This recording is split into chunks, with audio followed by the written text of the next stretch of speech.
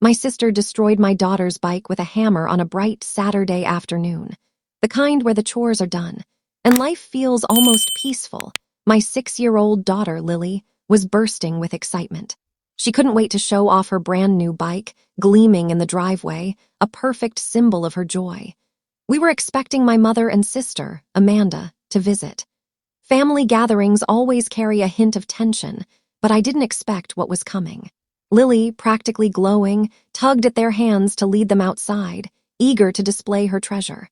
The bike sparkled with its vibrant paint and handlebar tassels. But I noticed Amanda's face shift. Her smile tightened, her eyes narrowed, like she'd tasted something bitter. I knew that look from our childhood, a warning sign I'd learned to dread. At first, Amanda said nothing, just stared at the bike as if it had insulted her. Lily, oblivious, chattered about the details she loved, the way the pedals clicked, the shimmer of the frame. Then Amanda spoke, her voice eerily calm. "Let me show you what I think of this." Before I could process her words, she marched into my house, grabbed a hammer from the toolbox, and returned. A hammer? My mind couldn't catch up. Surely she wouldn't, but she did. With one brutal swing, she smashed the bike's frame. The metal groaned, a sound that pierced the air. Lily let out a tiny gasp, her hands flying to her mouth. Another blow. The paint chipped, the wheel warped. I stood frozen, my heart racing, alarms blaring in my head. Amanda didn't yell or rage. She looked straight at my daughter and said, "That's a lesson for you." A lesson. As if teaching a child that happiness can be shattered in moments is something to value. Lily didn't cry, not yet. Her lips quivered, her shoulders trembled, staring at her ruined bike.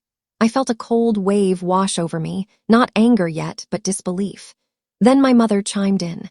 Instead of comforting her granddaughter or scolding Amanda, she crossed her arms and said, "You shouldn't have gotten her that bike." As if I was to blame. I almost laughed at the absurdity. My sister had just demolished my daughter's joy, and somehow I was the problem. I didn't scream or lash out. I smiled, because sometimes silence cuts deeper than words. Amanda dropped the hammer with a clatter, looking pleased. My mother nodded, as if justice had been served. And me? I said one sentence, calm and steady, that drained the color from their faces. You're dying to know what I said, but hold on, because this moment wasn't random. It was years in the making. Amanda, my younger sister by 2 years, was born with a temper. Growing up, her outbursts were always my fault. If she didn't get the toy she wanted, I should have shared mine. If she lost a game, I should have let her win. If she broke something, I must have provoked her. By 10, I was an expert at tiptoeing around her moods. My mother's mantra. Don't upset Amanda. It was laughable. She'd get mad at anything. I remember saving up for a small necklace for her when we were kids. I thought it was a kind gesture. But it wasn't her favorite color, so she screamed and snapped it in two. My mother, she sighed and said, "You know she likes red, not purple." That was my childhood. Amanda destroyed, I was blamed. Fast forward to adulthood. I worked hard, built a career in law, and did well, better than the rest of my family. I helped them out, paying for groceries, utilities, or medical bills.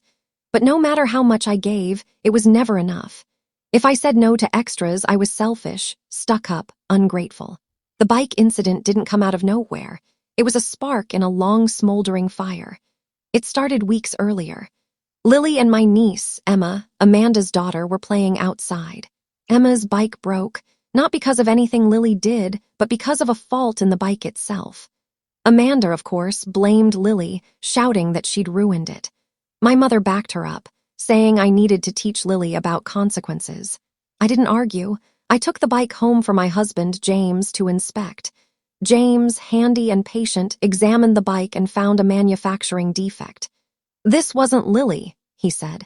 "It could have broken for anyone. It's dangerous." He was right. If Emma had been riding fast or crossing a street, it could have been catastrophic. My anger flared. I'd clawed my way through law school, so I knew how to hold people accountable. I called the manufacturer, explained the issue, and threw in words like liability and safety hazard. They listened. By the next day, I had an email. Not only would they replace Emma's bike, but they'd upgrade it to the one she'd been dreaming of. I smiled, imagining Emma's joy and the chance to clear Lily's name. I kept it quiet, planning to surprise them. I thought maybe, just maybe, this could mend things. But as the driveway scene proved, some people don't want mending, they want destruction. Amanda saw Lily's bike and assumed I'd bought it to rub it in her face, that I was favoring my daughter while hers went without. That's the story she told herself as she swung the hammer. I let the silence stretch, heavy and sharp. My mother stood there approving as if this was discipline well executed. I spoke softly. That bike wasn't for Lily, it was for Emma. Their eyes flickered, searching for a lie. I fought the manufacturer to replace her broken one, I continued. I got the upgrade she wanted. My mother scoffed. Don't be so dramatic. I glanced at the wrecked bike. I'm not the one who brought a hammer to a kid's bike. Amanda's face flushed. You're lying, she snapped. You always lie to cover yourself. I smiled.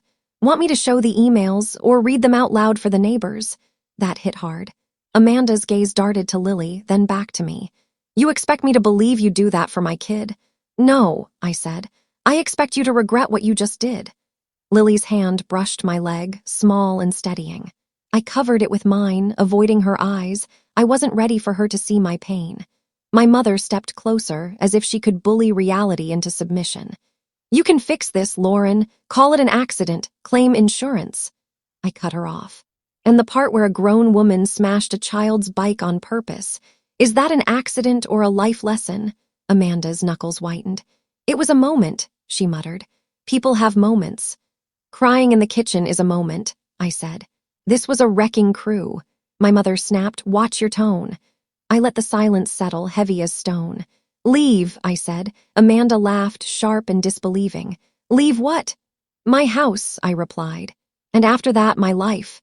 They stared, stunned, as if I'd announced I was leaving Earth. My mother clutched at invisible pearls. We're family, she said. That word, I answered, doesn't mean what you think it does. Amanda stepped toward Lily. I moved instinctively, shielding my daughter. James, who'd been silent, stepped onto the porch, calm but firm. Time to go, he said, not angry, just final. Talk sense into her, my mother pleaded. I am, James replied, closing the door, not slamming it, but sealing it. The air felt different, heavy with closure. Lily's small breaths broke the quiet. Mom, she whispered, did I do something wrong? I knelt to meet her eyes. No, baby, you did nothing wrong. Her chin trembled. Auntie was mad. She was, I said. But people can be mad and still be wrong. She asked about ice cream as if we'd lost dessert privileges. 2 scoops, I promised. 3 if you tell Dad your flavors. Strawberry and sprinkles, she murmured. Perfect choice, James said, trying to lighten the mood. But the house felt different, cleaner, sharper, like a boundary had been drawn. Later, as James kept Lily busy, I pulled out my phone. My hands were steady as I removed my card from their accounts. Utilities, subscriptions, groceries. No announcement, just done. Survival, not spite. My phone lit up soon after. Calls from my mother, Amanda, texts demanding I reinstate the payments.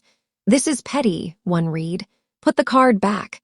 I didn't respond. Another came. You'll regret this. Family is family. But they were wrong. I could cut them out. And I did. The next morning, the calls slowed, but the texts didn't. Then came a message from a cousin I hadn't spoken to in months. Sorry about the drama. Hope you and Lily are okay. Drama. I called smashing a child's bike a crime, not drama. Then screenshots arrived. My mother and Amanda had spun a tale in the family group chat, painting themselves as victims. I'd refused to replace Emma's bike, they claimed, and cut them off out of spite. No mention of the hammer, the driveway, or my mother's approval. Relatives chimed in, buying the story with sad emojis and poor Emma comments. Something snapped. I wasn't cold or difficult, but I wouldn't let my daughter be slandered. I opened the security app. The porch camera had caught it all, Amanda with the hammer, Lily's gasp, the metal crunching, my mother's blame. I posted the clip to the family chat with one line. For the record, that bike was for Emma. Amanda destroyed it. That's why Emma doesn't have one. The chat exploded. Cousins typed in shock, aunts gasped in all caps. The truth, hammer in hand, was undeniable. I should have felt vindicated, but I was exhausted. People don't like truth. They pick the loudest story. My mother called, admitting Amanda overreacted but scolding me for posting the video. You ruined her reputation, she said. She ruined it herself, I replied. I just showed the footage. The video spread, friends, neighbors, even Facebook, with captions like, "Who does this?" Amanda's husband saw it. He called, voice flat but strained. Is it real? Yes, I said. He exhaled, long and slow, and thanked me before hanging up. Soon after, he filed for divorce and custody of Emma. For the first time, I felt relief. Someone else saw it wasn't okay. The calls from my mother and Amanda kept coming, their tones shifting from righteous to desperate. You're tearing us apart, they said. Think of Emma. As if I hadn't been. I stopped answering. That night, watching Lily sleep, I felt clarity. Family isn't a blank check for cruelty. It's supposed to mean safety, love, protection. If it doesn't, maybe it's just a word people hide behind to avoid consequences. I drew the line. For some, it might seem too far. For others, not far enough.